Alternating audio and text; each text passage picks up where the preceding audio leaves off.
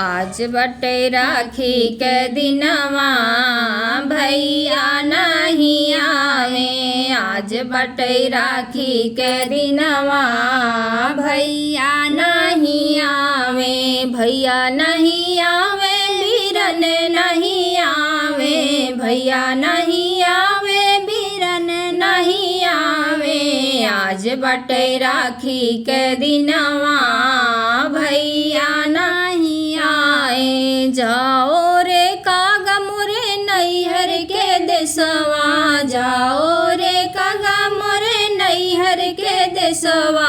नैहर के देसवा हो बाबा के घरवा। नैहर के देसवा हो बाबा के घरवा।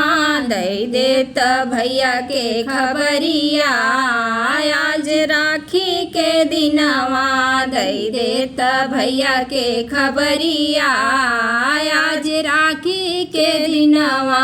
जाई के कागा नैहर देश पहुँचा। जाई के कागा नैहर देश पहुँचा। नैहर देश पहुँचा हो नैहर देश पहुँचा। बैठल बीरन के दुअरिया सुन बहिनी के भैया। बैठल बीरन के दुअरिया सुन बहिनी के भैया।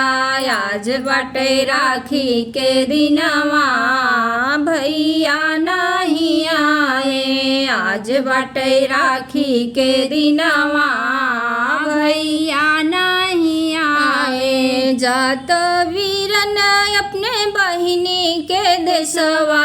जात वीरन अपने बहिनी के देसवा।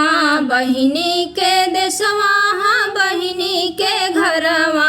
देख रही रहिया तोहार हो आज राखी के दिनवा। देख रही रहिया तोहार हो आज राखी के दिनवा। इतना सुनत वीरन गईले महलिया। गईले महलिया गईले महलिया।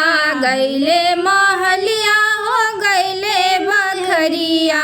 साजन माया रथ घोड़ा हो जब बहिनी के देसवा। साजन माया रथ घोड़ा हो जब बहिनी के देसवा। आज बटे राखी के दिनवा भैया नहीं आए। आज बटे राखी के दिनवा भैया नहीं आए। जाई के बीरन बहिने घरे पहुँचे। जाई के बीरन बहिने घरे पहुँचे। जिने रोवा बहिनी हमार हो अब बांध तू रखिया। जिने रोवा बहिनी हमार हो अब बांध तू रखिया। आज बटे राखी के दिनवा भैया नहीं आवे। आज बटे राखी के दिनवा भैया नहीं आए। का भैया तू बहिनी भुलाय। का भैया तू बहिनी भुलाय। किया तू देह बिसरायो आज राखी के दिनवा। किया तू देह बिसरायो आज राखी के दिनवा। नाही बहिन हम तो बिसरावा। नाही बहिन हम तो बिसरावा। नाही बहिनिया भूलने हो आज राखी के दिनवा। नाही बहिन हम भूलने हो आज राखी के दिनवा। जल्दी बहिन तू राखी बांध। जल्दी बहिन तू राखी बांध। लैले तो अपन उपहार हो आज राखी के दिनवा। लैले तो अपन उपहार हो आज राखी के दिनवा।